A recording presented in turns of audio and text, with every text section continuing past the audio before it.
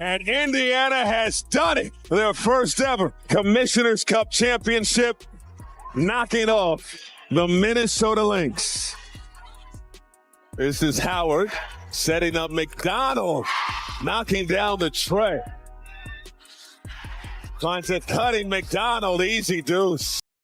Imagine being told you have no shot, that you're outmatched, outgunned, and down your biggest weapon, and the only thing left to bring into battle is belief. Now picture walking into the loudest arena in the league with the reigning champions, standing across from you ready to crush your last hope that was the Indiana Fever. Walking into the Commissioner's Cup final like David without his slingshot, but what happened next wasn't just an upset, it was a complete rewriting of the story. This isn't just about a game, it's about defiance, it's about chemistry, rediscovered legacies defended, and one silent superstar making noise without ever stepping on the court. This is the night the Indiana Fever turned heartbreak into historic. Target Center in Minneapolis was electric, packed to the brim, fans in Lynx jerseys buzzing in anticipation. The lights dimmed, music blared, and across the court the Fever walked in, not with swagger but with steel in their eyes. The scoreboard was still blank, but the odds were already screaming. 14-point underdogs. The script had been written before tip-off. They were supposed to lose gloriously, quietly, and why wouldn't they? Caitlin Clark, their superstar guard, the very heartbeat of this franchise, wasn't even suited up. Sidelined for the third straight game with a lingering groin injury. Her absence was the gaping hole. Analysts couldn't stop talking about Clark. Had led the league in jersey sales, ticket spikes, and highlight reels all season. Her absence meant more than points. It meant confusion, it meant instability, and it meant media vultures were circling. But that wasn't the only storm swirling around Indiana. Just days before, the Fever had shockingly waived Duana Bonner, a veteran they'd brought in to be the emotional anchor. She was supposed to provide leadership. Instead, after being benched for poor performances, Bonner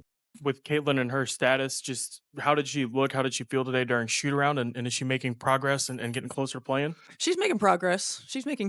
You know, I think, again, top of mind, I think I told you this afternoon, is just long term. You know, making sure that we don't have any setbacks. You know, making progress and feeling good are two different things. And we want to make sure that she feels good. We want to make sure that she's confident. We want to make sure that we're not putting her in a position to have any setbacks. And that's the priority right now. Reportedly refused to play, collected her paycheck, and walked for a young team still trying to find its voice. The betrayal cut deep in. To make matters worse, Darius Dantas, one of the team's key contributors, was away playing internationally for Brazil in the FIBA America. That's to starters gone. The Fever were held together with duct tape, and Hopeel of this while facing a juggernaut Minnesota Lynx were not just good, they were terrifying. With a 14-4 record and led by MVP Fowran and Nafisa Collier, they were the defending Commissioners Cup champions. Their chemistry was elite, their ball movement orchestrated like a ballet, and they were playing at home. Vegas didn't just favor them, they practically handed them the trophy in advancing. Yet the game still had to be played for the Indiana Fever. This wasn't just about basketball, this was about identity, about pride, about proving, if only to themselves, that they were more than just Caitlin Clark's supporting cast, that they were fighters, that they belonged. Coach Stephanie White understood the moment. Pressure is a privilege, she always said, and tonight pressure was all they had. The first quarter began, the Lynx hit early shots, Collier looked confident, even casual fans cheered every bucket like it was a coronation. But then something shifted. Gulzy Mitchell, the veteran guard, took the ball at the top of the key, drove hard, and finished through contact foul and won. The Fever bench erupted. Then Aaliyah Boston, silent for much of the last few games, demanded the ball and the post back, down spin move, hook shot, bucket. The Fever were livid. It wasn't pretty, it wasn't polished, but it was real. And somewhere on the bench, Caitlin Clark stood up, clapped, and barked instructions. She wasn't wearing a jersey, but make no mistake, she was in this five crowd in Minnesota. Once raucous began to grow quiet, a ripple people of disbelief rolled through the arena. The Fever, without Clark, without Bonner, without even their full rotation, weren't folding. They were fighting, but beneath that surface of grit there was still fragility. This team had spent the last few games looking lost. Without their floor general, they blew double-digit leads, resorted to hero ball, and the ball movement that once defined their identity slowed to a crawl tonight had to be differentiated. It started on the defensive, and Natasha Howard, often overlooked, always underrated, began to clamp down on Collier possession after possession. She met the MVP favorite at the point of attack, forced her into awkward angles, and dared her to beat the double team. And when Collier hesitated, Howard was there to strip the ball, take off down the floor, and finish strong in transition. Coach White's voice echoed from the sideline. Guard your yard. It became a mantra. Every player on that floor picked up the challenge. Every screen was fought through. Every rotation was sharp. They weren't just playing to win. They were playing not to be disrespected. Still, the pressure mountedly in the second quarter. The Lynx mounted a run, a three from Kayla McBride, a layup off a turnover, another jumper. The lead shrank. The Fever's body language shifted slightly. You could feel the crowd sensing blood. And then Sophie Cunningham checked in. She'd been waiting for this moment. Coming off the bench, her job was to ignite something: energy, toughness, swagger, and she brought all three on her first touch. She drilled a deep three on her second possession. She snagged a tough rebound and drew a foul. She screamed, flexed, and stared down the Lynx bench that woke up the Fever and silenced the building. By halftime, Indiana held a narrow lead. It wasn't commanding, but it was enough to rattle everyone watching, who assumed this game was already over. They weren't supposed to be here, yet they were up at halftime in the Commissioner's Cup final. And in the locker room, Caitlin Clark, injured, limping, quiet most of the night, stood up and said 6 words that would become instant legend. Guys, I just know everybody's sick. She said it with a grin, not of arrogance, but of knowing, of understanding what this meant. The entire WNBA had watched her get bullied, minimized, injured, and ridiculed over the past month, and now her team, her family, was dismantling the league's best. Without her, Clark's words would echo beyond the court. That line, "Everybody in the league is sick," became a rallying cry, a reminder that even if the crown wasn't placed on her head, her presence changed everything. The third quarter began like a storm. Minnesota came out angry. Their home fans, stunned into silence, were now shouting for blood. They pressed full court. They crashed the boards. Collier hit a tough jumper. McBride connected again from deep. Within minutes, the Fever's lead was gone, and here most teams would have broken, but Indiana didn't panic. They passed at the move at the play like they remembered who they were. Lexi Hall, the rookie who'd been doubted all season, stepped up. A corner three, a defensive deflection, a smart read that led to a fast break assist. She didn't do anything flashy, but she did everything right. And then it was Ari McDonald's turn. Newest signing, barely back on the roster, barely in the game, but there she was, driving hard to the rim, drawing contact and finishing through traffic. Then a stop on the other, and then a dagger three. Suddenly the Fever had life, and the crowd, thousands strong, couldn't figure out what was happening. Back on the bench, Clark was practically coaching, calling plays, signaling rotations, encouraging teammates. You could see her bouncing in place, aching to be out there, but refusing to let her absence be a weakness. This wasn't just about a trophy anymore. It was about trust. Every player on the Fever roster had been tested emotionally, physically, psychologically, but they bought in. All 5 players on the floor and everyone on the bench were in perfect sync. That's what happens when doubt becomes fuel. With less than a minute left in the third, Kelsey Mitchell hit another 3. The bench exploded. Sophie Cunningham chest bumped Ari McDonald so hard they nearly fell over. Stephanie White punched the errand of the third. Fever by 9, 1 quarter to go, 1 quarter to immortality. Fourth quarter began with a storm of nerves. Minnesota cut the lead to 7. The crowd surged. The Lynx pressed harder. The Fever looked rattled. Coach White called timeout in the huddle. She didn't talk X's and O's. She looked at her team and simply said, "You didn't come this far to hand it back. Finish what you started." That's all it took out of the timeout. Alia Boston went to work. She posted up, spun baseline, and scored. Then a stop on the other, and then Natasha Howard with a transition layup back to 11. Then came the dagger. Sophie Cunningham in the corner, wide open splash. Fever by 14, and now the building was silent again. Only this time the silence was respect. a stunned, bitter, admiring silence. The underdogs had done it. They didn't just survive the game, they dominated its final act as the clock ticked down and it became clear the Lynx had no run left. The Fever kept their foot on the gas. Kelsey Mitchell dribbled at the top of the key, took a screen from Boston and lofted a floater swished it. Lynx scoreboard read Fever 70 for Lynx 5.